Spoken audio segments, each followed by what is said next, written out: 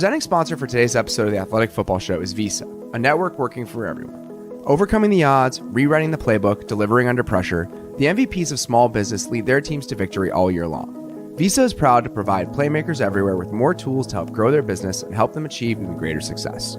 Because the more people we can empower, the more we all win. Visa, a network working for everyone. Did you guys know that ticket prices for sporting events actually go down right before the game? They do, and there's an app called Game Time that helps you find the best last-minute deals. You can actually get up to 60% off. They even guarantee the lowest price, or they'll credit you 110%. But there's more. Right now, Game Time is hooking you up with a $10 credit to try them out. Here's what you do. Download the Game Time app in the Google Play or Apple App Store. Click on the Account tab and then redeem code. Enter The Athletic. Again, that's The Athletic, all one word, and get 10% off your first purchase. This is free money, guys, but don't wait on this one because the credit is only available to the first 1,000 people who redeem the code. So what are you waiting for? Download Game Time now. Best seats, lowest price, guaranteed. This is the Athletic Football Show.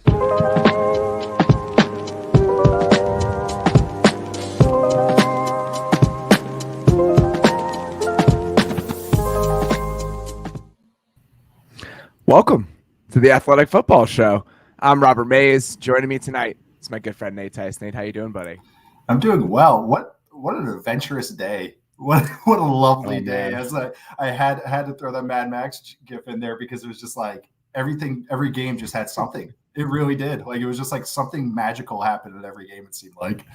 I mean, obviously there were some lowlights. We'll get to those. Many of them, including my day and my life, which should be wonderful. We had a kick six. We had the longest field goal in the history of the NFL that was made, which is an amazing moment. Like that's just one of those, you'll remember that. Like watching an NFL Sunday, and we'll get to that, but watching an NFL Sunday, I was watching with my brother today. I was at his house, and we were just like, are they really going to try to do this? And when the ball hit I'm getting ahead of myself. Anyway, this wonderful day ended with some fireworks on Sunday Night Football. Kyle Juszczyk falls into the end zone with 30-ish seconds left. Thinking, all right, it's a long way to go, but they only need a field goal. And I've seen him do this kind of stuff over and over and over again. The first throw that Rodgers completes on that final drive to Davante Adams, when he let that ball go, truly bonkers. Yeah. The trust to understand, all right, I know exactly how much I have to put on this to get it over Fred Warner. I know exactly the moment at which I have to let this thing go. He just drops it gently right over the top. Davante gets it. They spike the ball. One more completion, 50-yard field goal, go home. Packers are 2-1. Like it was clockwork. Like amazing. the fact like we have like several of these to refer to now, like not only just like overall, but just like national games, like, the Jared Cook one, like that was, against the Cowboys, like the toe tap one. And it's just like that entire drive was like inevitable. Like after Juszczyk scored, it was really telling that the Packers defenders all looked up, not to go like, what the hell just happened? But they all looked up to see how much time they had left. And they were just like, oh, okay, we're good. I don't think they actually thought that, but I'm sure there's like a little inkling that they all had there. It was like, okay, we still have a chance. I tweeted out the dragon gift for people. I've done this for a decade now. Years. I mean, it's been the longest running bit that I have. I told Bill Barnwell once when he was at his height. It was probably during the 2014 season when he won the MVP and when they were just really rolling and we were doing the Ground NFL show. I said, he's not a quarterback. He's a fire-breathing dragon.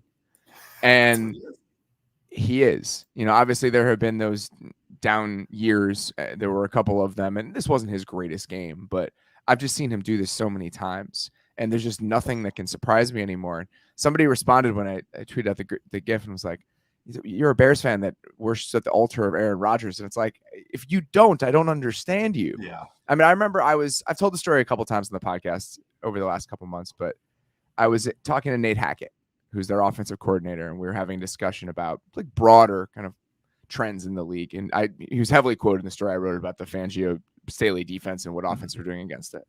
And I said something about Aaron being Staley told me that he was the best quick game thrower in NFL history. And Nate Hackett stopped me and he goes, he's the best quarterback in NFL history. And it's not just me that worship at the altar of this guy. It's people who have been in the league for a very, very long time see him as something special and something different. And these are the moments where he reminds you that that's the case. And these are just the ones we see, because sometimes the plays that happen in practice that you Exactly. never, like, all right, like I remember Scott Tolzien sending me videos from practice. Like, I'm sorry, Scott, that I've ratted you out right now, but I remember you sending me that one that there was like a boot to the left where he threw it all the way back across the field. It was like a grainy practice video. Sorry, Scott. MSL legend, friend, high school legend, Scott Tolzien. Yeah, it was like a 55. He was like behind behind midfield, threw it all the way across back corner, like one of the craziest throws I've ever seen in my life, and it was from practice. Like, that's like the Randy Moss stories. Like, I've seen him like high point a ball and ended up on a guy's shoulders, like stuff like that. Like, like just those type of stories. It almost sounds like Paul Bunyan tales that these guys have, but that's the level that Rodgers is at right now. It's like there's just countless of these, and even some of these throws that he makes are almost becoming like repeatable. Like, he almost, like, just the benders over the linebackers, and just these throws are not just the one-offs that you go, wow, that was one of the greatest throws I've seen. It's like he's doing it now like once a season, like once every 3 weeks, 4 weeks. And it's just ridiculous. Where are you at on the Packers and the Niners after tonight? I mean, I don't think that there's anything super illuminating. I think that the Niners are going to be a feisty team. I think their offense is still kind of weird. I mean, Jimmy has made some – what Jimmy does within that offense, I think you understand why they want him to be the quarterback still, right? Like, he can deliver the ball over the middle of the field. He's still got a pretty quick trigger. The way that they operate, just that yak world. I mean, that big Kittle completion is a perfect example, right? He's going to be able to do some of that kind of stuff, but I still just – I don't know. I still feel like what they want to be on offense and their ceiling, all of those things are still questions to me, even after watching that game and them almost winning that game. You know how, like, last year we saw what the ceiling was of a Rams offense when they had to rely on Goff, where you're like, okay, this is it. This is how much we can get out of him. That's kind of how it feels with Jimmy, especially last week watching the Eagles game back, which I watched every play as it was going, but then watching it back on film it was just, everything's just hard with him. And this is always the story with it, is that they can get the guys open and he's going to deliver it. And like, if it's on time and everything's good, he's going to stand delivering those throws. But it's like, it's very telling. He only had 2 throws past 20 yards today. And one of them was the pick that after Alexander just made the great play on. And like, it's telling that they never really went back to the deep ball. It's like, all right, we took that away. You're done. All right. We took that toy away from you, Jimmy. I'm sorry. And people make an argument that their offense has been super efficient over the first couple weeks. Even while doing that, it's like, that shouldn't be the argument. Just because they're efficient, it doesn't mean that he's creating or helping build that efficiency. Like, the Rams were efficient, to your point, for years with Jared Goff as the quarterback. Just because you can do it doesn't mean you should be trying to make it more difficult on yourself. There's a chance that Lance is not ready, but there's also a reason that they wanted to make that move in the first place. And I think that even if this timeline is okay, they're 1 50-yard field goal and 2 miracle throws away from being 3-0, you still understand that there is a ways for this offense to go. There is that final tier, that final step, and we're seeing what it looks like before that step is taken. Which I guess is exciting if you're a 49ers fan. It's yeah, like, wow, that's pretty. It's like, oh, this is pretty. It's not like it's doldrums, and you're just like, wow, I can't picture this off. But we're going to talk about the Steelers offense going like, well, I don't know what the path is. We're maxed out. It's like, well, this is not bad, and we still have a lot more room to grow if number 5 is actually what we think he is. Which is pretty cool. They're hanging around with no corners against the Packers. Yes. Like, I think this team is definitely going to be there and be a team that's going to be fighting for a playoff spot in the NFC. Lenore is the rookie corner, number 38. He is a solid player, man. Which is a very good thing, because they needed to find one of those guys in the draft, and he has been good over the first couple weeks. 5th round corner, rookie is playing like he's playing. He's very heady. You can tell he's sharp, and he's got good size, long speed. But I mean, he's useful already, and that's a 5th round corner. Good on them. Well, I mean, they have him, and then K'Wan Williams gets dinged up. Josh Norman gets dinged up. It's like spinal tap drummers at this point. It's absolutely ridiculous. So you mentioned the Rams, and you mentioned the Rams and how Stafford has taken them to a final place. The first 15 tonight, we are going to focus on. I almost said St. Louis Rams. We are going to focus on the Los Angeles Rams and what they did today against the Bucs, because, in my opinion, that is the most impressive performance that any team put on today. And this was everything we hoped they would be. I looked at some of the numbers. We had a long conversation coming into the season about how we talked about on Friday, the drop back area of their play sheet that could now exist, in the way that they could play on non-play action throws out of the shotgun today. So non-play action throws out of the shotgun today. Stafford was 24 of 35 for 309 yards and 4 touchdowns. He had averaged 9.69 air yards per attempt. This was not just a supercharged version of the Rams offense that we've seen over the last 3 or 4 years under Sean McVay. This was we're going to spread it out, back it up, and sling it around. And they managed to do that at an extremely high level against a pretty good team that was banged up in the secondary. But I still think that the performance they put on today was kind of a declaration that this is a different sort of team that everyone else in the league is going to have to deal with over the course of this season. Absolutely. That was the joke I made. And actually, there's going to be another guy we talk about later where this is kind of the same thing that's happening in their offense. Is now that this whole part of this playbook is opened up, it's just another rock, paper, scissors that you add on. Like, you have a fourth option to go to. That's like, oh, shoot, now we have to defend against that. You really get into 3 things you have to defend is hard enough. Now, and when I say that, it's run game, play action, boot. And then now it's drop back. That's 4. And then you got screen game. That's top tier screen. I mean, that was really cool stuff they were doing with the screen stuff, like just isolating the tight end on the backside. Like they dressed it up 2 different ways on the same drive, right? So cool. And they did the same way. They went 4 by 1 on both times, but they did it, like you said, 2 different ways, get to that and just taking advantage of that. And also, like a lot of times they're going like trips and putting like Higbee all the way out as the lone receiver, either as ISO'd, like Kelsey, like a 1x3, or just like on the trip side being like the number 1 receiver. And they're just getting man zone tells. And that's all it was. It was just, and not without emotion or anything. And I want to say just a lot of these plays, they just gave, Stafford a kill, a man zone kill, or a pressure, anything else kill or something like that. But instead of going like run pass, like a lot of offenses do, they went pass. And they were just like, all right, we're going to go with our man beater. If you're not man, all right, we'll go with our zone beater. Oh, you're in pressure. Okay, we're going to run screen, like to Higbee on the outside. They were just a page ahead the entire day. Like it was a clinic. Like it really was on offense. They only had 1 penalty. They only gave up 1 sack. They went 10. The line has been playing really well. That's another thing that they've really allowed them to function, because when they're doing some of this longer developing stuff, even like the Deshaun double move for the touchdown, some of the stuff where Cooper Kupp is like putting sauce on routes that don't even exist, you need to hold up to do that. There's a reason that people aren't running corner post corners. It's because you can't. But when you're protecting well, which they have been, you are able to kind of allow the offense to unfold in this way. I think the 2 screens to Higbee on the same drive, I think it was in the second quarter, I want to say. I think so. So they came out, and like you said, he was the trips to the right. He was this furthest outside receiver to the right.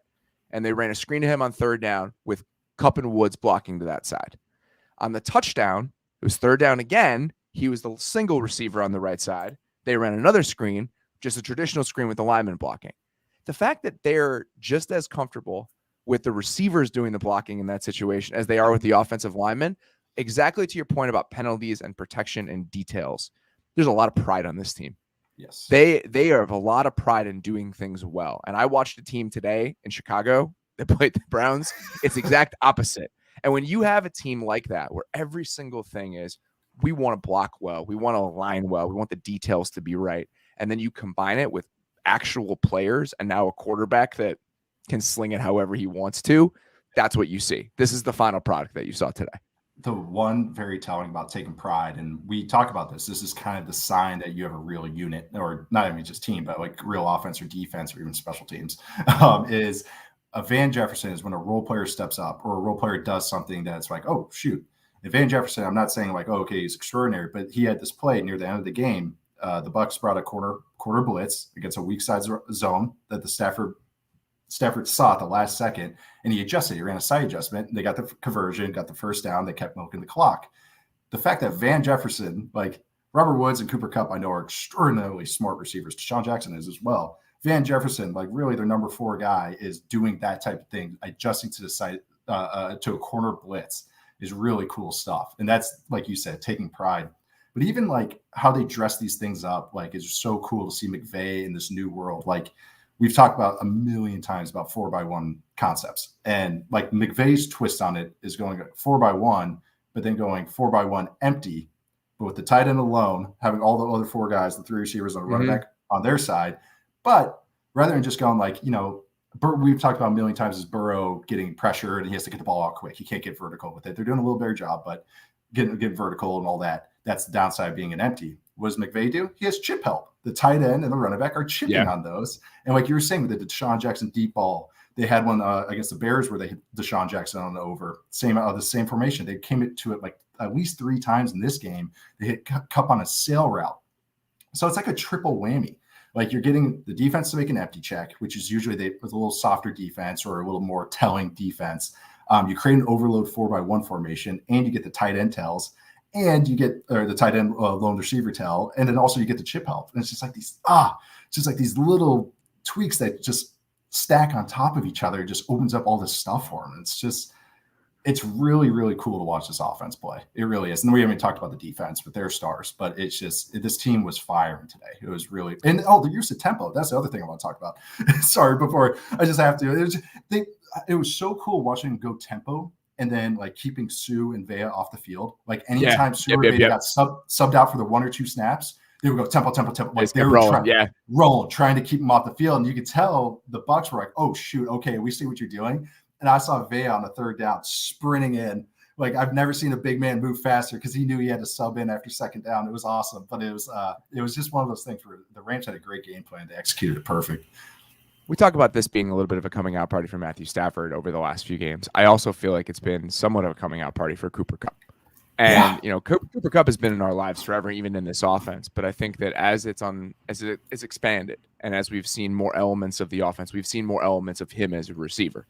And he did a little bit of everything today. And just every single thing he can do for this team, it's short area stuff where he's running that little, I guess like a reverse whip stop is what I don't even know how to describe his touchdown down there. But he's also just, slot fades from this, like with little picks, and that's his touchdown was the same kind of deal. It's just they're scheming stuff up for him. And I just think that we're seeing every single thing he does well and how it's unlocking certain aspects of this offense. His body control is so incredible. And he was 6'2" today. I was shocked. No one realizes that with him. Shocked. He's an inch taller than DeAndre Hopkins. Yep. That makes no sense. I just heard about a million brains. Well, how many people listen to this bust right there? Just like that's the thing too, is that it makes his route running more impressive. Totally. And that is also why they're able to get away with all this stuff we've talked about with him and Woods being able to block. They use him as de facto tight ends. That helps. He's so strong. He also has more of a catch radius than you think he does. He's made a lot of catches away from his frame that now suddenly make more sense because you think about that. Keenan Allen's the same way. Keenan Allen's 6'3", and no one thinks about that. So who else would be on like the year he's taller than you think all-stars? Oh, because those two guys are like starters on he's taller than you think all-stars. It's the reverse DeAndre Hopkins. I can do he's shorter than you think all-stars. Yeah. Matthew Stafford is the quarterback. Yeah. Mahomes kind of is too. Matthew Stafford is the starter. Matthew Stafford is like 6'1". Like he is not that tall. And then 6'1", 6'2". Hopkins is definitely one of the receivers. He's shorter or taller than you think is tougher though. But those two guys are definitely on that team because I did not know. I've covered the NFL since Cooper Kupp came into the league. I did not know Cooper Kupp was 6'2" until today. Oh, you know who's one is Ryan Matthews, the running back for that dude for the Eagles and the Chargers. That dude I did not realize was like all of like 6'1", 6'2". Like Matt Forte, like, same deal. Yes. Oh, that's another good one. Yeah, Matt Forte was another one. Yeah, like you think he's like 5'11", 6 foot, but just built. And it's like, oh no, he's like all of 6'2" at running back. All right, speaking of Keenan Allen and tall guys, let's get to the Chargers win over the Chiefs today. I mean, weird game, a lot of different stuff going on. Obviously, the Chargers had a leg up just because the turnovers by Kansas City early in that game. 3 turnovers in their first 3 drives. Weird pass interference penalty at the end that I still don't really understand that helped the Chargers win that game. But Chargers still deserve a lot of credit. Going for the throat multiple times on 4th down in ways that they should have. I mean, Herbert's just making like on the nails throws when the game is on the line. I mean, those 2 throws to Mike Williams where he's just manned up down to that side. I mean, they are starting to figure out how to use the pieces within this offense. And they did a good job against Mahomes today.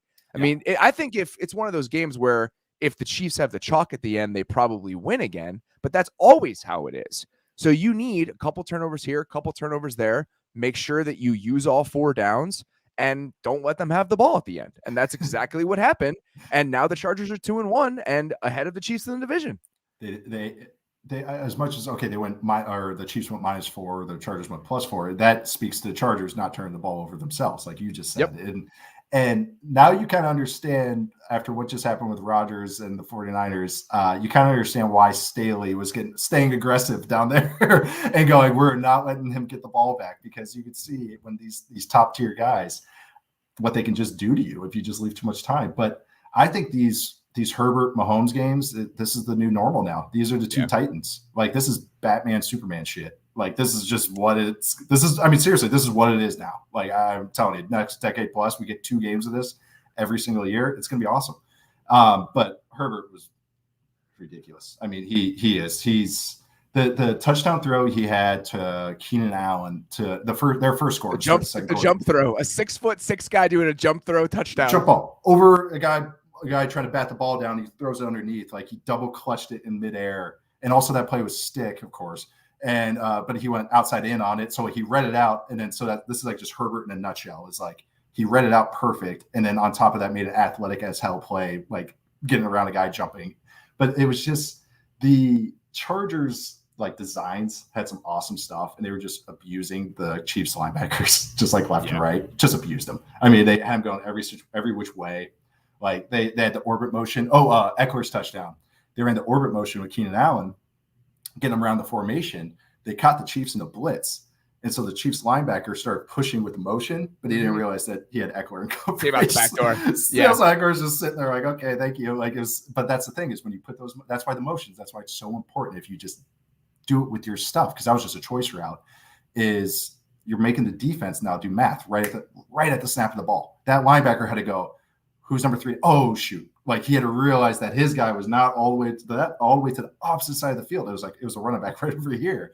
But that's what that does. It changes the number count right at the snap of the ball. But I pray that they start like setting for a beat before they snap the ball with all those motions. The amount of illegal shift penalties that this team gets is insane. Like, that's the frustrating part, is that you can tell it's still fairly new. You can tell that they still have some kinks that they're working out. But the way that all the pieces are fitting together with the offense, you can see the vision for it, right? Like, Mike Williams is that ISO ball. You awesome. Are a true X receiver. We're going to use you in those moments. There was his sluggo that he had against Mike Hughes. I mean, it's beautiful. Awesome. Just play ISO ball one-on-one with him, and he's going to win a lot because Herbert trusts him. Mm-hmm. And the amount of trust and the way that those guys are playing that 2-man game is awesome. And then on third down, they're just destroying people with Keenan Allen. I mean, just on man-beating routes, little angles, little picks. I mean, that's the formula. It's like, all right, on third down, third and short, we have this guy who's going to destroy you in short areas. Anything else, if we want a chunk play, we have this guy. And it's very cool the way it's fitting together. The one play I want to talk about, though, it's just like Stafford's the same way. You talk about that sail route to Kupp. Every team runs sail. You know, it's in every playbook. But his ability to just like the way that you can spread it out and how just it becomes devastating instantly because of his arm and the way that he can place that throw outside the numbers. I think it was the fourth quarter. It was a 1st and 10. It was like 6.5 minutes left. The Chargers ran that same play action slide concept that every single team in the NFL runs, where the tight end slices across and he's coming into the flat. The Bears ran it to disastrous results today. Everyone runs it. Everyone runs it. Yeah. Everyone runs it. So Herbert, instead of even looking at the slice coming into the flat, while moving to his left, rips a 25-yard throw to Mike Williams down the seam without stopping. Yep. So that's the difference. You can run the same plays everyone else runs, but instead of having to worry about the edge player coming off and just dumping it over him to the tight end coming into the flat, he just keeps his eyes a little bit further downfield and rips a 25-yard throw that's a chunk gain that sets up the game-winning drive. Like, that's the difference. No one watching this game should try and copy any of it. Like, as far as quarterback play, it's just like, that's the thing. It's just a whole bunch of triples and home runs. Like, there's no singles and doubles. Like, it's just guys just like you just said, like, most times you call that play, hey, we hit the flat, we get a nice 8-yard gain, way to go. But it's like, no, it's hit a 24-yard gain. Like, let's just make it easier on ourselves to get 2 first downs instead of maybe a first down. It's like, that's what you're generating. He's generating 2 first downs.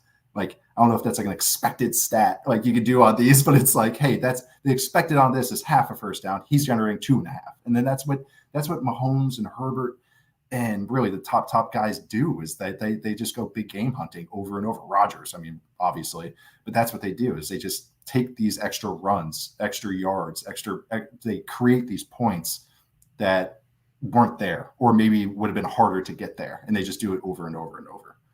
The one he almost had to Guyton. Oh, It was a 50. If you guys didn't see it, I tweeted out just the video of it. He was drifting to his left and just let it rip from about 55 yards away on a line and almost hit Jalen Guyton for a touchdown. He almost knocked him over. The ball had so much juice on it by the time it got to the end zone. It's just insane. He's making like 2 of those throws a game. Yeah. So a really nice win for them. A disgusting sack for Joey Bosa against Trey Smith, by the way. That was one of my favorite plays of the entire day. He sets up this in and out that just how smooth he is with that ability to set it up while consistently moving toward the quarterback. It's just so hard to deal with. As a guard, it's not even fair. Yeah. So I'm glad to see that they're starting to figure out, all right, this is how we're going to use all of our pieces. You know, when you come in as a new team, even if you're exciting from the start, the way that the Rams have been, the way that the Chargers have been to a degree, it takes a while. Mm-hmm. It takes a while to figure out and settle into yourself and be like, all right, this is actually what we're good at. This is actually how to use these guys. This is actually what their skill sets align with in terms of our vision.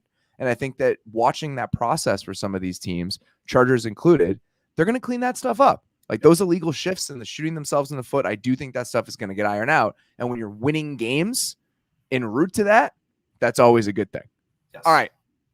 Let's get to You Have My Attention. We do this segment every single week. During a day of games, there's a ton going on. My brother today was like, how do you do this every week? Because I got 5 games going on plus the red zone, and he just doesn't. It's information overload. The stimulus is just too much. And it's because when you're watching, things grab you. And that's what we try to do with this segment every week. What grabbed you when you were watching? Because sometimes stuff gets lost in the noise. What jumped out? And I think the first thing for me today was the way that the Buffalo Bills offense played. It really, I mean, this is what we thought. It was every time the first week we talked about how it was the Steelers more having a better game plan than anything the Bills offense maybe didn't do. Well, I mean, I guess they just didn't do, but it was right. No concerns with Josh Allen. I think that was maybe the best way to put it. Week 2, same thing, funky game, but Dolphins had a great game plan. Beat him in man, had some great robber stuff, and then Josh Allen was kind of it was making it tough on him. Well, not today. Today was not tough on Josh Allen. He was. I shouldn't say vintage, but it was like, that's what it kind of was. It was the type of stuff that we're used to seeing from him. When he hit that first missile shot to Sanders in the back of the end zone while rolling to his right, that is vintage, because that's exact type of play. I mean, how many times did they do it against the Niners last year? Like, we've seen him do that so many times. And when he hits that, it's like, oh boy. Yeah. Like, here we go. Oh, so. Well, I was going to say, is like, remember we were laughing about Washington on Friday's show. We were talking about like their lack of contain and like just like all the bad stuff right there. And it was just like, oh, okay, well, I think the Bills really want to take advantage of that today with Josh Allen breaking contain on passes. He did such a good job. I want to get into just how he dealt with pressure today, because it was very cool to watch. But just looking at some of the numbers overall, he completed 74.4% of his passes today, with an average depth of target of 9.6 yards. Yeah, that's ridiculous. It was 9.2% completion percentage over expectation. You should not complete 3/4 of your passes when your passes are traveling 10 yards in the air on average. But that's what he was doing today. I mean, just putting the ball on guys. I mean, that downfield throw to Emmanuel Sanders, disgusting. He almost had Diggs for that one straight up the seam. I mean, he was very, very on point with his ball placement today.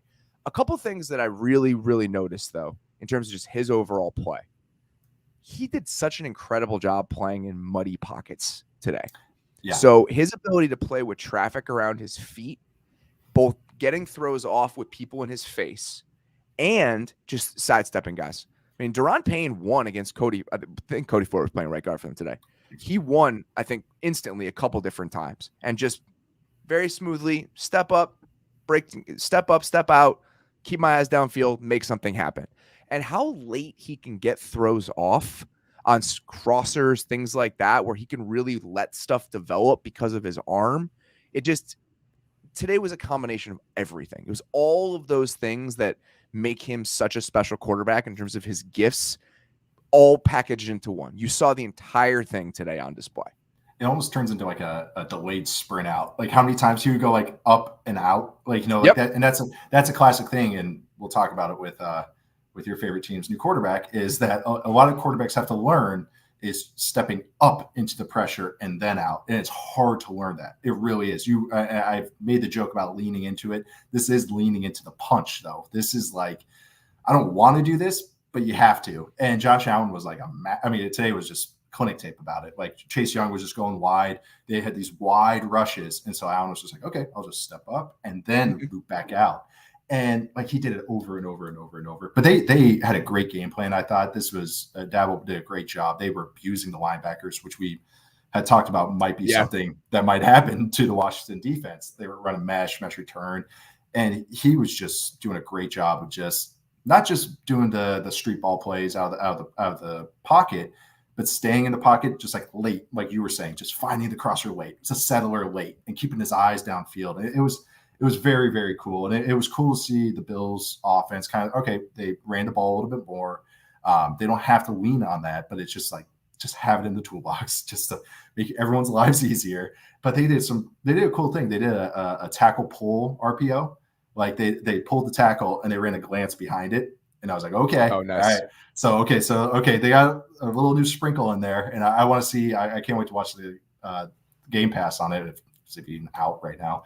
But just watch that and just see if they did that more, if they did any of those types of things more, where it's these kind of next steps, new wrinkles in their offense. I liked a lot of stuff they were doing in the red zone. They would line up one of the receivers in the backfield and the running back in the slot, and then they would just flip. They'd be like, all right, this is the information we're getting. Now we just flip it, and now we just play. Now we know what you're in. It's just a very simple way to do that. Yeah. And then the Dawson Knox touchdown, they lined up in a 3-by-1 set with Dawson Knox as the single receiver on the right side. Cole Holcomb was on him. Josh was like, well, man coverage, I guess. So I'm just going to fire a missile back shoulder to my tight end one-on-one against the linebacker. And that's it, right? When you have these teams where coaches are putting them in good spots, making the game easier for them, and the players are already better than the guys they're going against, these are the type of performances that you end up with. Exactly. I'm glad you said that, because that was actually another one I said abusing the linebackers. I was like, they put Dawson Knox out there like he was Travis Kelce. Yeah. Just like that's what they did. They just like iced him up. I know he didn't even hesitate. He hit the back foot of his drop and just missiled that thing in there. There were several of those today. And that was the cool part, is that when they're playing on time and you can sprinkle in all of the stuff out of structure that makes him such a pain in the ass to deal with, it's really cool to watch. I mean, this is one of those games where it's just special. And I don't know, I'm kind of worried about what the Washington defense looks like. I'll be honest with you. I think that their front played okay today.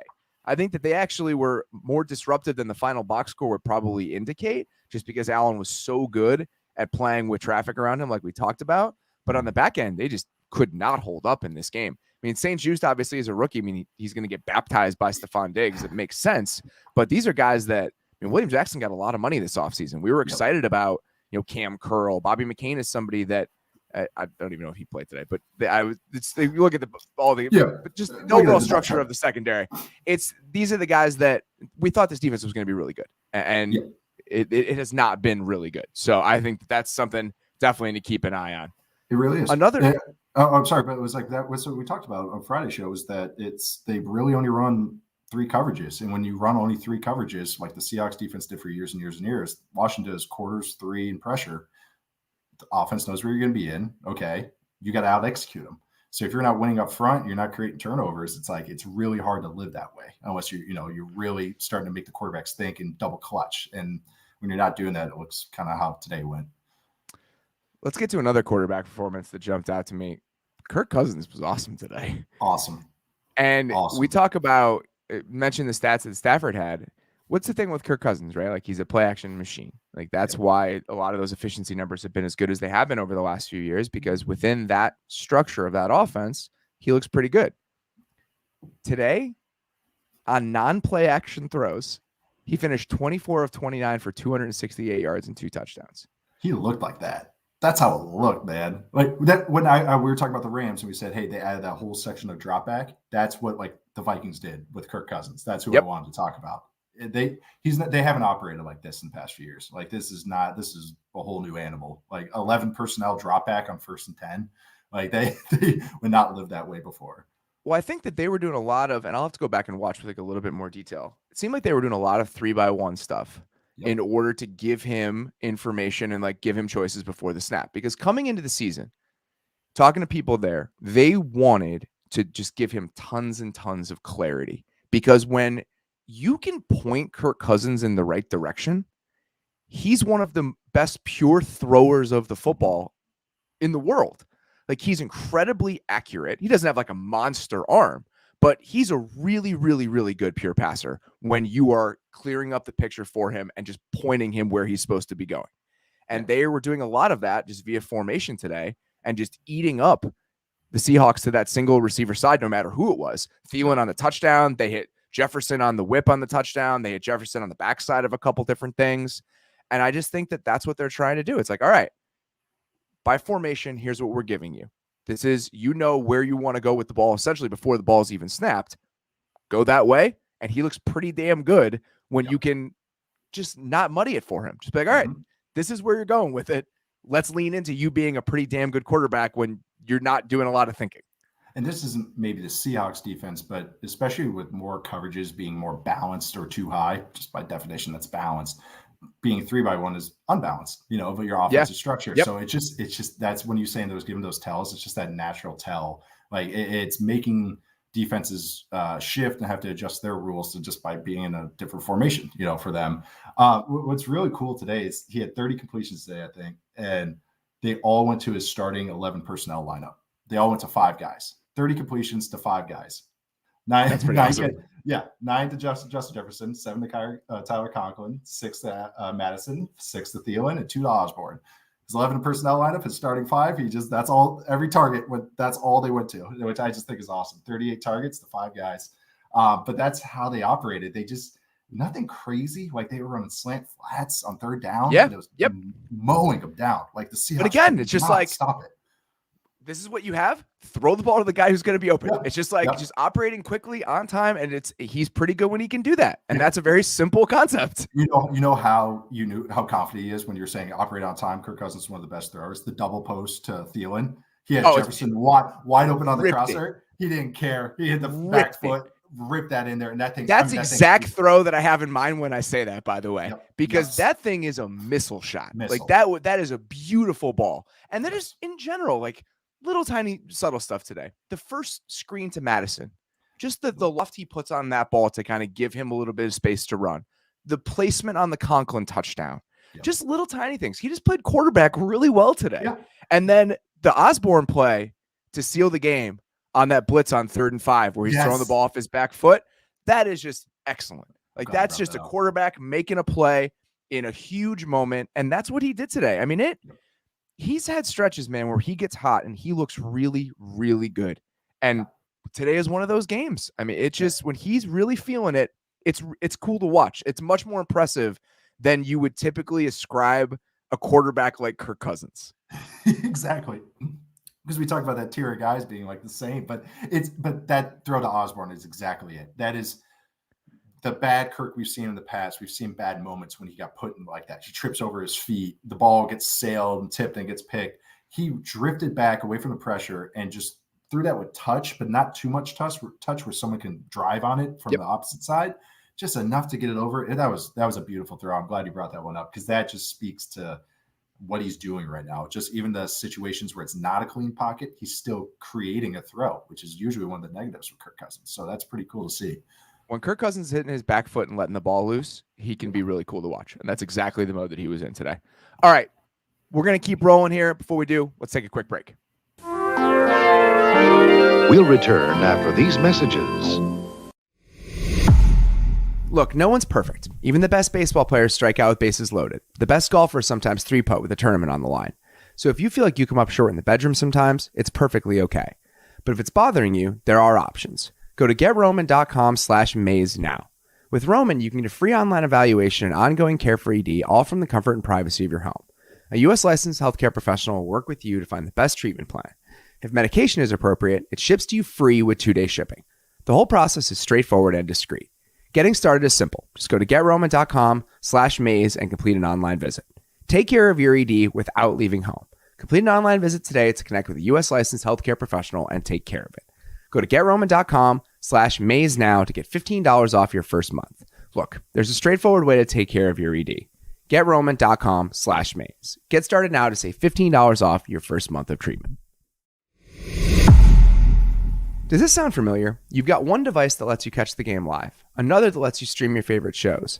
You're watching sports highlights on your phone, and you've got your neighbor's best friend's login for the good stuff. Well, I want to tell you about a simple way to get all the entertainment you love without the hassle, and a great way to finally get your TV together. It's called DirecTV Stream, and it brings your live TV and on-demand favorites together like never before, so you can watch your favorite sports, movies, and shows all in one place. That means no more juggling remotes, and no need to buy another device ever again. And the best part, there's no annual contract. So get rid of the clutter and the confusion and get your TV together with DirecTV Stream. You can learn more at directtv.com. That's directtv.com. Compatible device required. Contents vary by package. Why don't you explain this to me like I am an 8-year-old? All right. Every week we have somebody, whether it was a coach, a team, anyone, explain something to us. Explain a performance. Explain what just happened, because we need a little bit of context because it was so bad. And unfortunately today, that is the Chicago Bears offense. Yes, I'm sure people have seen some of the numbers. Justin Fields finished 6 of 20 for 68 yards. He took 9 sacks for 67 yards. For those of you counting at home, that means he took 3 more sacks than he had completions. And they finished with 1 net yard passing. 1. Ridiculous. I don't even know where to start because it was a failure on every single level. There isn't one person who's at fault here. He didn't play well. He was put in terrible positions by his coaching staff, by the players around him. They played against a front that knew what was up. They took advantage of that today. The entire Browns defense was locked into the exact mode they needed to be in. I can't remember watching a game that was this futile from an NFL offense. And I can't remember how long. And for it to be Justin Fields' first start with all the anticipation that came with it, it was pretty brutal, man. I don't know where you want to dive into this, but it was not a good day. It was not. When they started with the field goal in the first drive, I was like, okay, all right, nothing awful there. They should have gone for it. Yeah. Oh, I know, right? Oh, my God. You got to know what the situation is, man. You're the worst team. You are not as good as the team you're playing. It's 4th and 2 at their 28-yard line. Go for it. And also one of those things where it's like, I know you're not supposed to know what the gambling lines are, but no, you're a heavy dog, Chicago Bears. Like, no, gotta know your situation. I'm sure Staley knew what his situation was today. But you're playing against a rookie. You're playing a rookie quarterback against a team that has been rolling on offense, rolling. It just it's inexcusable. Anyway, that's like the 10th most offensive thing they did today. And I can go sack by sack because I do have notes on each sack. But it's even the fact, if you were trying to tier it. If you were trying to say, all right, if I'm stacking up who is most responsible next, how would you build that tier, that hierarchy of blame when it comes to what happened for the Chicago Bears today? As things start getting unraveled, it's absolutely on the coaching staff for kind of panicking with their calls because they started stop chip helping on the left side. Like, made no sense. With Jason Peters, I love Jason Peters, but we've got to know what Jason Peters is at this day and age against Myles Garrett. You can't be running scat protection, 5-man protection. Sorry, scat's a different term. That's what it is. But 5-man protection, you can't be doing that shit over and over because you're with the line that you have. The theory that I think Nagy had going into this game was, we're going to go 5-man protection because we're going to get the ball out, and the ball's going to get out quick so that D-line can't beat us. What have we talked about a million times what empty and 5-man protection does? You do have to get the ball out quick. But if the defense knows that and they just they're sitting on shit. They were running routes for people in the second half. They were running routes for people. Consistently. It was brutal. And it never adjusted. And it seems almost counterintuitive with this, but it's almost you have to lean into the punch. And I always say that line, but that's what it is, because you have to trust yourself. And it's like, our O-line sucks. We can't hold up for a deep passing attack. No, they can't. But guess what helps that out? 7-man protections, play action, move in the pocket, pull up sprint outs. That just bullshit offense stuff that just eases everybody. Change the launch point for your quarterback. They ran zone read today a half dozen times at least. Nagy never adjusted that there's this thing called scrape exchange where the end can crash down the line so the quarterback keeps it and the linebacker just loops around. Or the corner. Or the corner. College defenses have done it for like a decade plus now to stop zone read, and it's NFL defenses have done it ever since Colin Kaepernick torched the Packers defense, and it was like, oh shit, how do we stop this? It's stuff that they have. Browns knew that. They did it a couple times, so of course it looked good to Fields. He's like, oh shit, end's crashing, we're good. Gets there, and there's a linebacker standing there. He's trying to make a play. It's a 2-yard gain. Those types of things. They ran stretches. The first 2 sacks were stretch play action. I've never been an offense that actually had this. I'm not saying like it's good or bad, but I know the weakness of it is a blitz from the weak side. They got blitzed from the weak side on it because that's the weakness of it. The Browns knew they were going to do that, so they blitzed the weak side with the will linebacker, free runner. I think that was sack number 2. Sack number 3, Trent Williams. Sack number 2, though, I thought that was the RPO where he had Mooney. That was on Fields. I'm missing 1 sack. That's what I was trying to go through these. Okay, cool, because my count's off. But they had the – okay, so what was the one that Clowney knifes inside? Like, Clowney knifes inside. That's the stretch PA.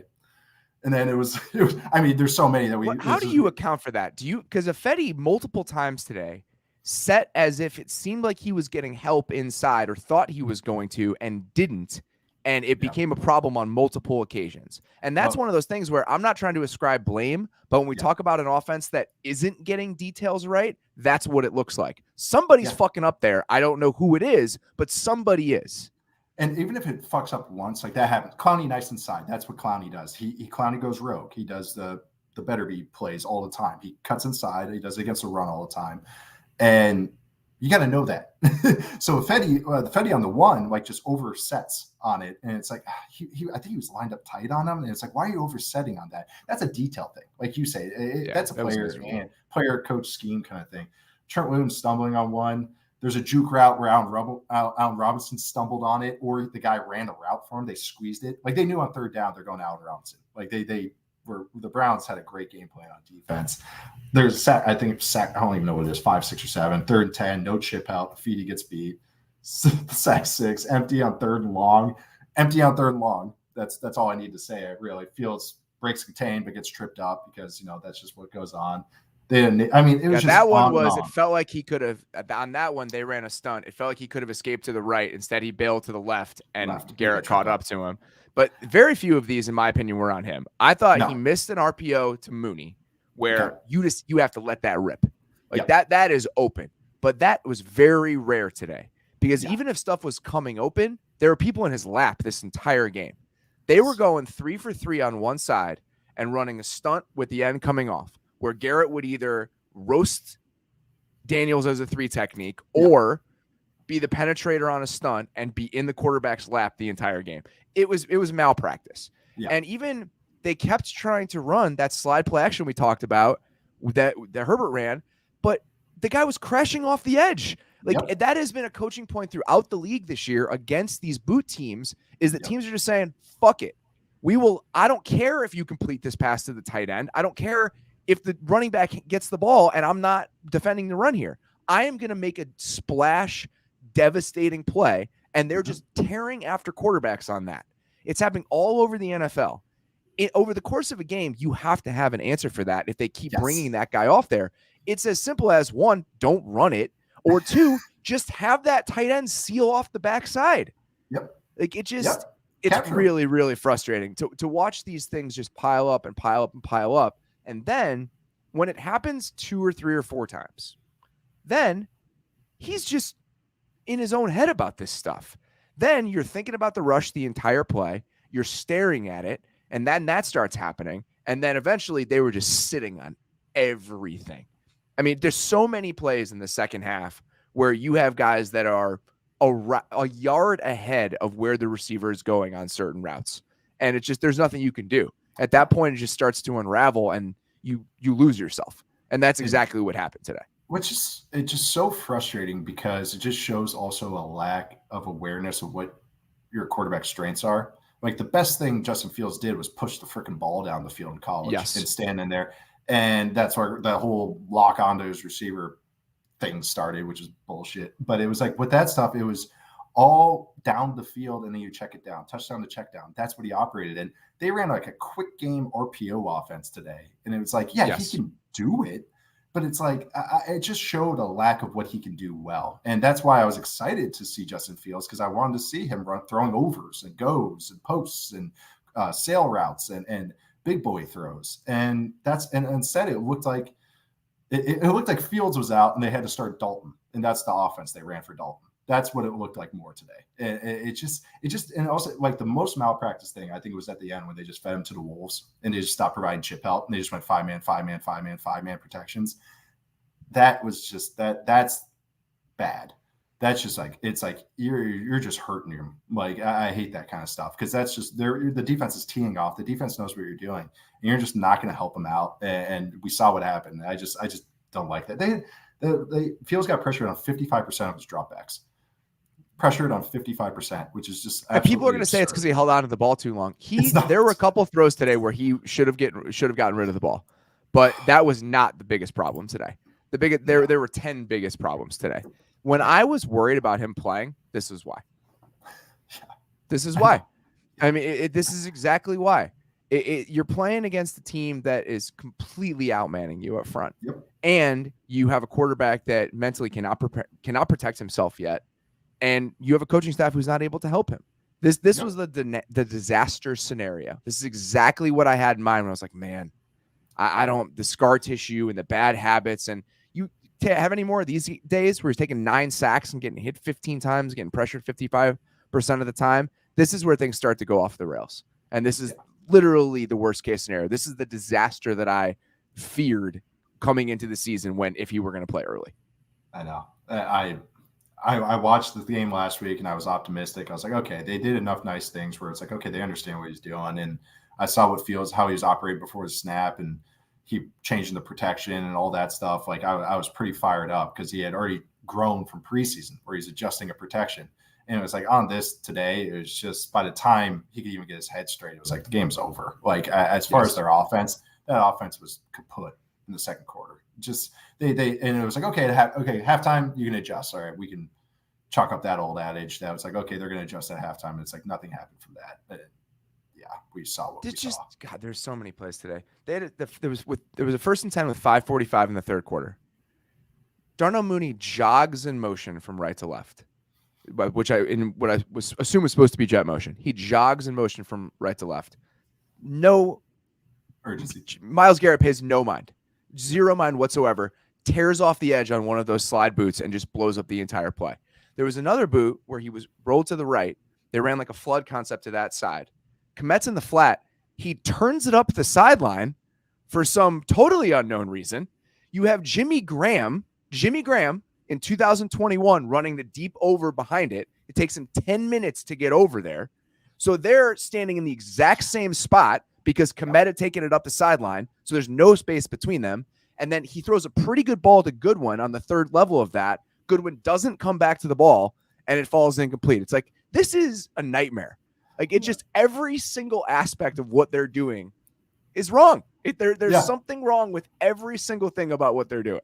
And it's not all on the quarterback. They went 1 for 11 on third down. And it was the only one was when he pinned it on Allen Robinson. They had finally an isolated situation on third long, and they ran a somewhat intermediate throw. And it was like a deep stop route, like 12 yards. They finally got past 8 yards on the route. It was bad. I'm glad I looked forward to this all week. It was really enjoyable. I had a really, really good time. I'm glad I wrote an article on Justin Fields on Friday. Really fired up. Let's keep the tone nice and rosy here.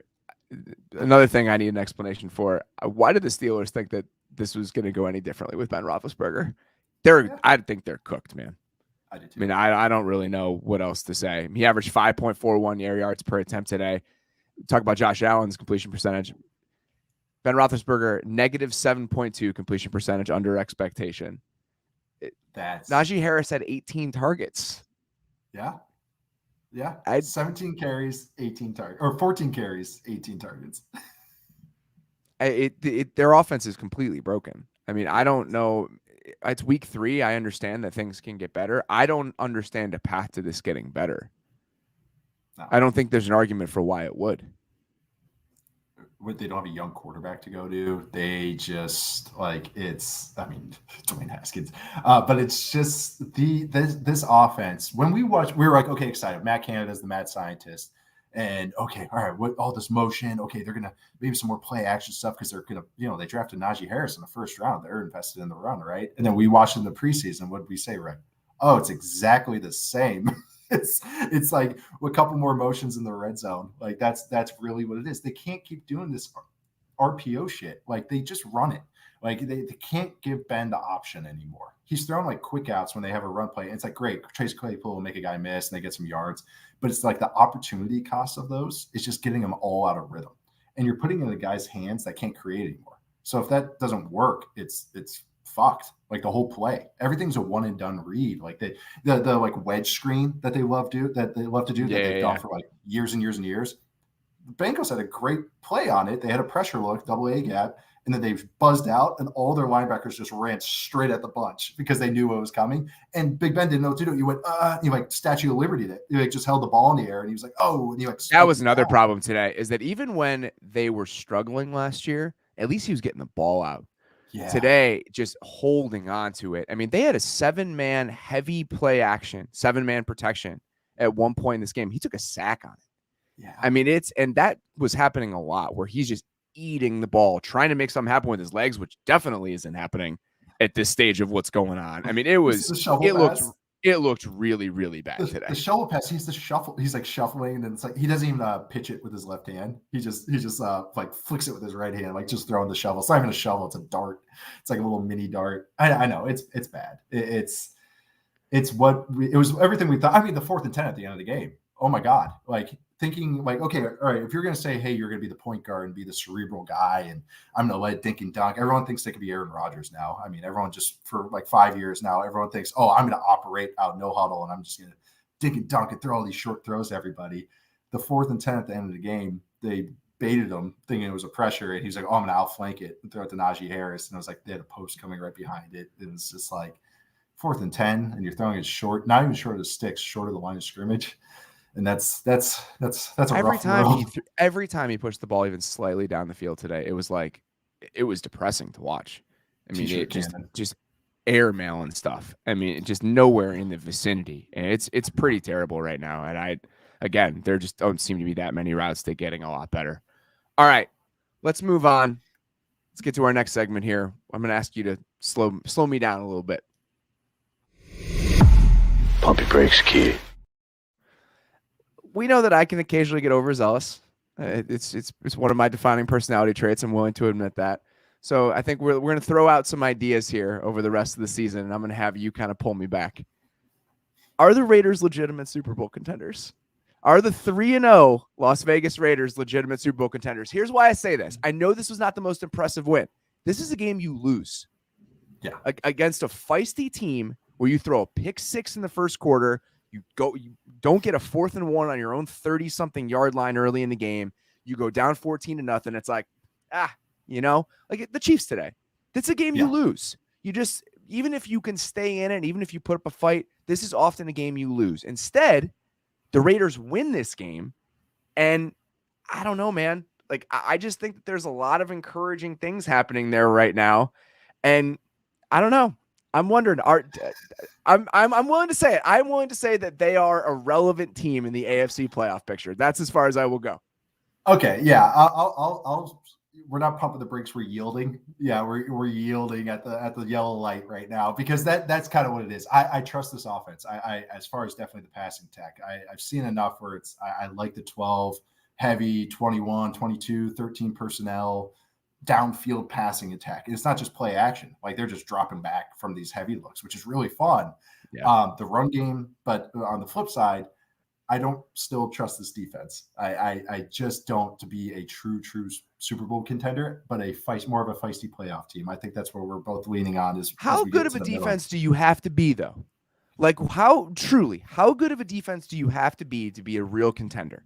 If this offense is one of the 7 best offenses in the league, or even better than that by the end of the season, if their offensive line comes together, they got young pieces up there, if they really coalesce over the rest of the year, and they're like the 5th best offense in the NFL, how good does their defense really have to be? They just have to be not shit, I guess. They have to be like, and they have not been shit. They've been tolerable. Yes. They have been that. They're ninth in EPA per play through 3 games. That's ridiculous. That is ridiculous. I know they've played Jacoby Brissett, the Steelers team we just talked about being cooked, and they played the Ravens in week 1. They played the Ravens in week 1 with no tackles. So context is important, and EPA is not adjusted for opponent. But the vision coming into this year for this Raiders team was this. We have the formula offensively. We just need a little couple tweaks here and there. If we get a little bit more from Derek, where and the way he's making plays like under pressure and just out of structure, like that's the step they need. I thought he played extremely well last year and over the last couple of years. If you look at a lot of the numbers, he was being more aggressive down the field last year. But this out of structure stuff where he's making plays on the move, that's cool. That is a little bit different than what we've seen. You combine that with Ruggs looking like a real player now. Yes. Where that is, he's making contested catches. He's a real part of the offense. Balls. Yes. And then obviously, and Edwards has given them just kind of that big body option that I think only makes plays in the fourth quarter or overtime when the game is on the line, which is fine. And then Waller is like a true superstar, right? Yeah. And I think that all of those pieces, and so again, just turn the volume up a tiny bit on what it's been over the last 2 years. And then we just need a defense that is full of professionals. And I think that's what you're getting. Like, I don't think they're going to have this tear the league down pass rush over the course of the entire season. But I do think Crosby and Ngakoue are useful players. Yes. And I think that Casey Hayward is playing extremely well. And if Morrig can be somebody that plays pretty well as a rookie and is just a solid, reliable piece back there, it's all they need to be is fine. And I do think that there is a pathway for that version of this team to exist. The offensive part, I'm going to, oh man. You're still not buying the defense. You're still just not buying it. I know. I'm just picturing, because I'm like, yeah, man, you're like starting to talk me into it. I was like, yeah, you know, the linebackers didn't look too bad. And I was like, but any team that can run on them, I think they're going to give a lot of issues. I know they played the Ravens, but that game is such an outlier. I think week 1s are, but I do 100% believe in the offense, because like you were bringing up the point with Renfrow and Waller and Ruggs. Renfrow too. I didn't even mention Renfrow, who's playing awesome this year. Oh my God, I know he's fantastic. But that is so hard to stop, because maybe it's kind of like the Packers in the sense they have the alpha with Devontae Adams and a whole bunch of nice little role players with it. Same kind of thing with Waller and then all these other guys, in the sense, Renfrow is like in his own role is like a superstar role player. But it's like those guys are really hard to stop for a defense throughout an entire game. Like one-offs, you can stop them, but having a tight end and a legit move-around slot guy.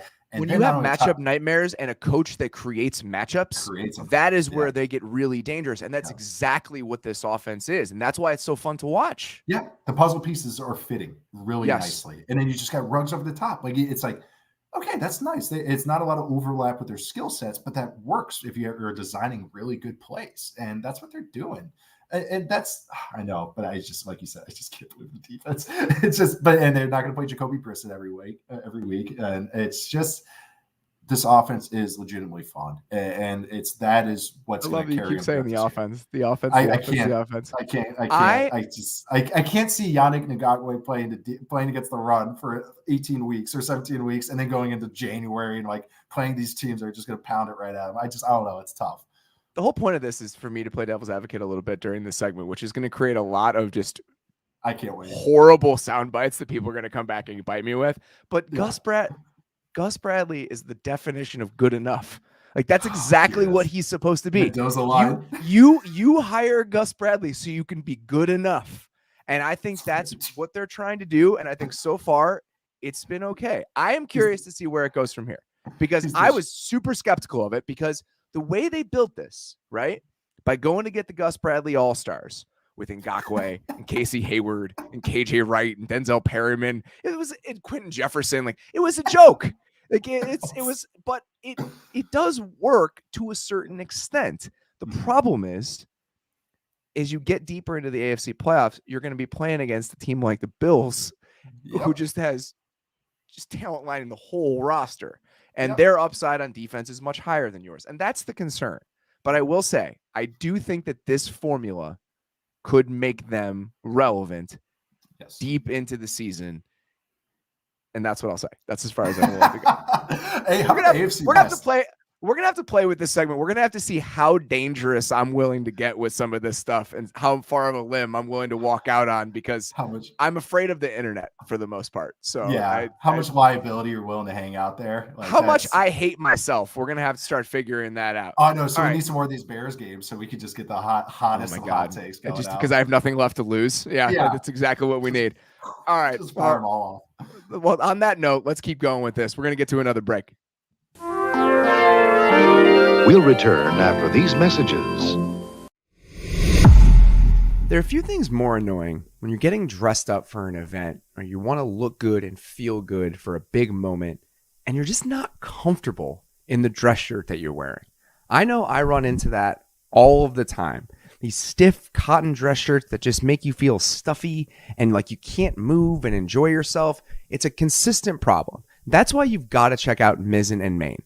Mays and Nate combines the comfort and flexibility of your favorite athletic wear with the fit and style of a custom dress shirt.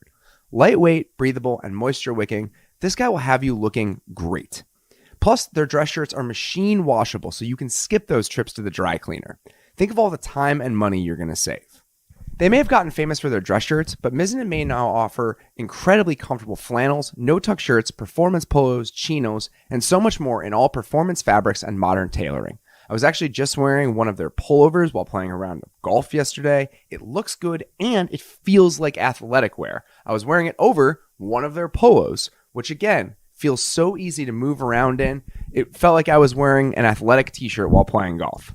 I used to put on whatever dress shirt came up next in my rotation until I found Mays and Nate.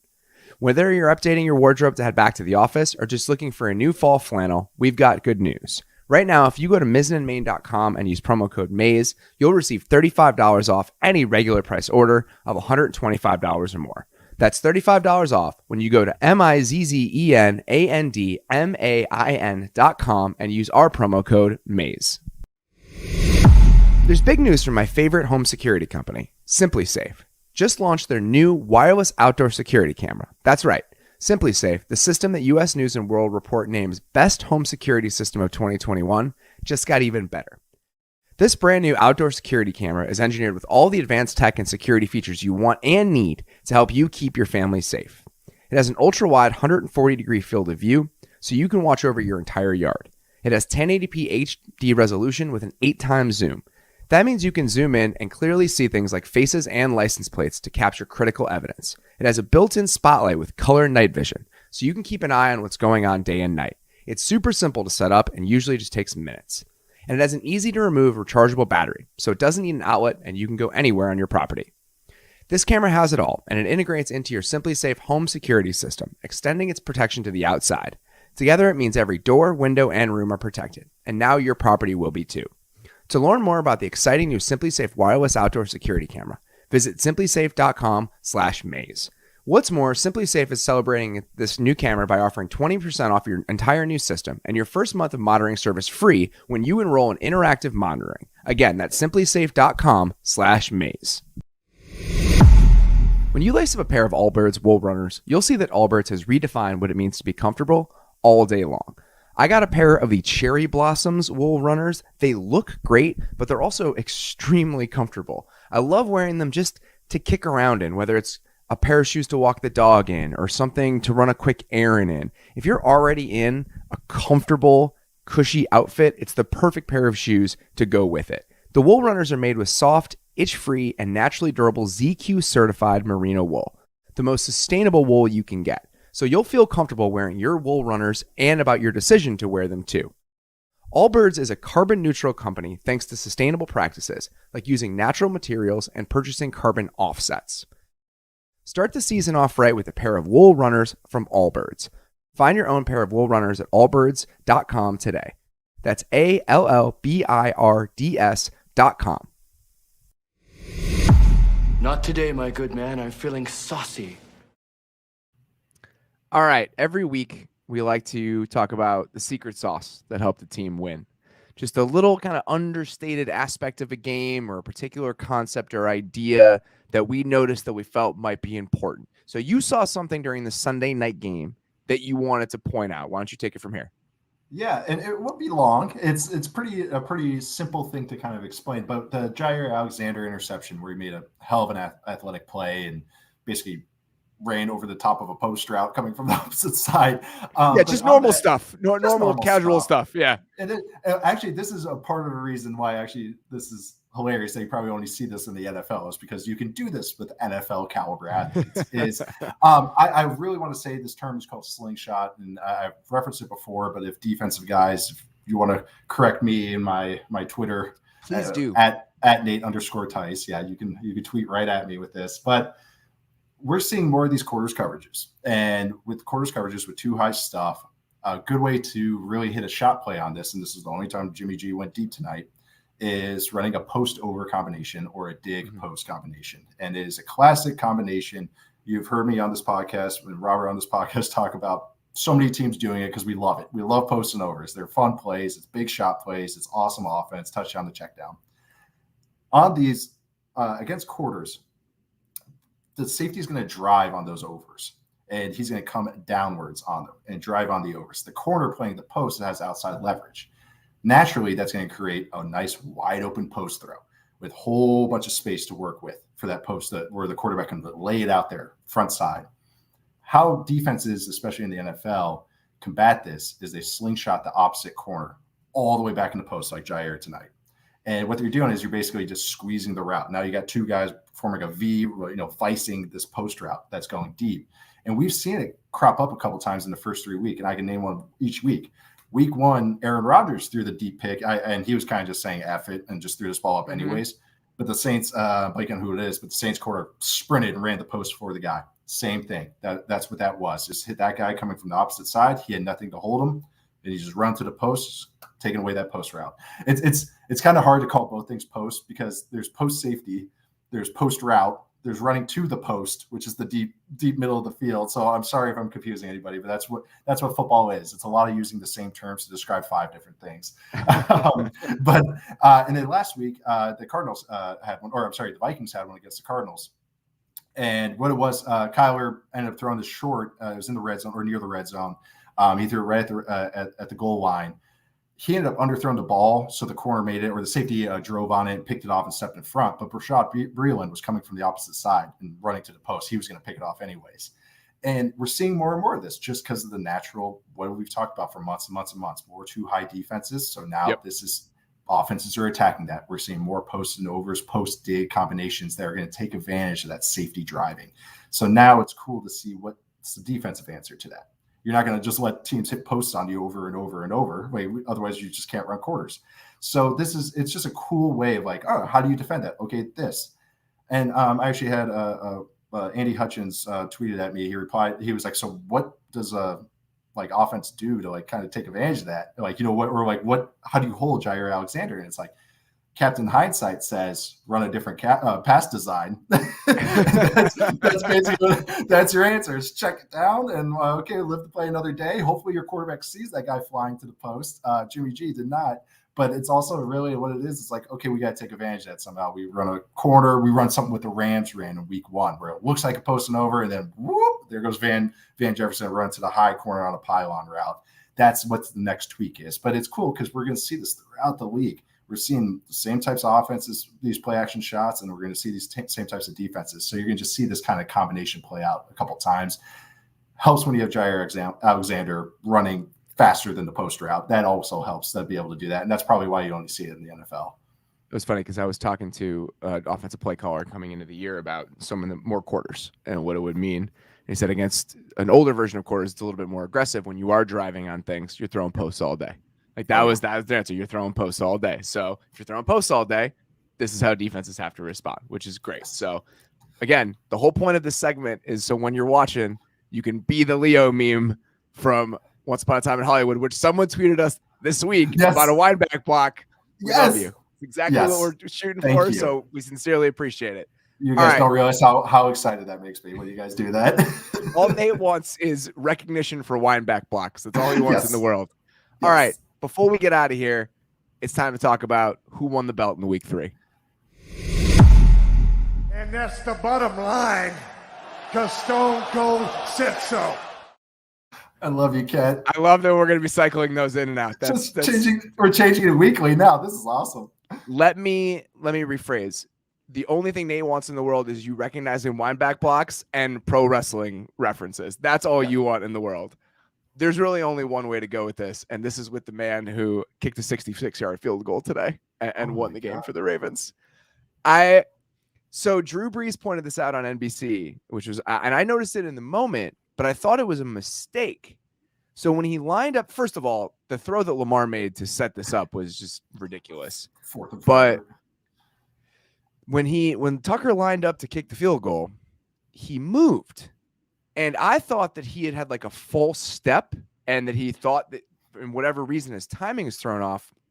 But Brees observed that he actually took like a crow hop before he got into his approach because he knew he needed more juice, which is amazing. Happy Gilmore. That's exactly what it was. It was Happy Gilmore kicking. It was awesome. And it could not have been more perfect. The fact that it hit the crossbar and then just had that moment where on TV, there's no way to know which direction it's going. Way. So all you see is it pop up, and I'm sitting there with my brother, and I'm like, oh my God. Because it looked good.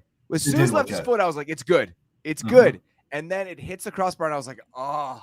And then it plops in, and I just started going crazy. It was, what an awesome moment. I mean, and the fact that, I don't think there's any conversation. He's the greatest kicker of all time.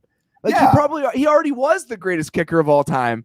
And now the fact that he has this feather in his cap and the belt around his waist, you got to give it to the guy. I mean, what a moment. I didn't even know that was like a discussion that he's the greatest kicker of all time. Oh, He definitely is. Yeah. Oh, I know. So that title belt is not only for the week, but it's like he's the linear champion for having the kicker belt as far as. In fact, he's the most accurate kicker of all time, and he plays in outdoor stadiums. In he plays in the AFC North. He plays a game a year in Heinz Field, and he's the most accurate kicker in NFL history. It's absurd. Oh, I know. No dome games or anything like that. Oh, I know. I actually thought at first it hit the camera. On the goalpost. And I was like, that would be actually pretty awesome if it did that. But the crow hop's hilarious. That is good for the Happy Gilmore, because Drew Brees, of course, knows that. Probably especially late career Drew Brees, and knowing when you have to throw a Hail Mary. Just taking shots. I should know. I can't make fun of anyone with that. But it's those little crow hops, man. You have to do it. You have to like, all right, here we go. Like you're just taking that little hop up and you're getting in rhythm. You're throwing it. You ever seen like the old, of course you've seen this, like the old QB contests they used to do at the Pro Bowl and stuff. Oh, of course. Yeah. Oh, no, watching all the quarterbacks and then like throw the longest throw, because every quarterback I've ever been around kind of has a different way to throw your longest throw. Like I almost needed someone to like trot. So I almost like trick my brain into like throwing it, like leading them. Yeah. And it's hilarious watching Peyton Manning do it. Like some guys just like kind of like crow hop, like Brett Favre, I think did it where he would just crow hop and just whip it. Peyton, of course, did like a full cadence and would like do a full like play action drop back, and then like would take like five crow hops into it and throw it like 64 yards. He couldn't do it without it. Like those parts of the process, if those weren't in there, he just physically couldn't do it. He had to do the entire thing. Look it up. It's hilarious. Like I love it because he couldn't even just do a drop back. He had to do a play action, turn his back. Like it's like, come on, man. Come on, Peyton. Like you just can't get out of that machine robot world. But it's awesome. I mean, it's fun talking about. We talked about the Janikowski kick last year like over a decade ago when Lane Kiffin was the head coach and he had him kick the 70-something yarder. Well, that was funny. The thing. We had both outcomes today.